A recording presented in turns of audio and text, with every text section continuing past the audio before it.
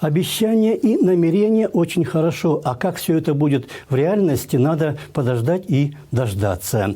Но все равно в обществе достаточно сильно отрицательное отношение к Джапарову. Многие, причем даже юристы, называют его узурпатором. Другие связывают его с организованным криминалом. Особенно открыто об этом пишется и говорится в некоторых СМИ некоторых зарубежных стран, которые, видимо, имели на последствия событий 5-6 октября свои особые виды.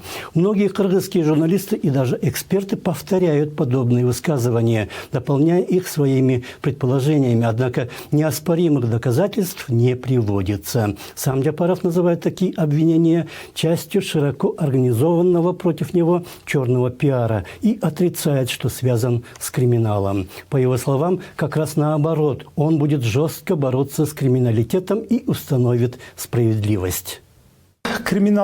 Связывают с криминалом меня только потому, что я некоторое время провел в заключении. Меня осудили несправедливо. Вы все это прекрасно знаете. Но я же там не был в общаке. Я же с ним не связался. Насчет криминала мы уже поставили задачи. Если кто-то из них или из прошлых будет сидеть на доле, если они будут получать доли в предприятиях или бизнесе, надо их находить и сажать. Я пришел во власть, чтобы установить справедливость, чтобы установить законность. Так ведь? Я это должен сделать. Пусть меня любят или ненавидят. Мне все равно. Но я должен установить справедливость, я должен установить законность.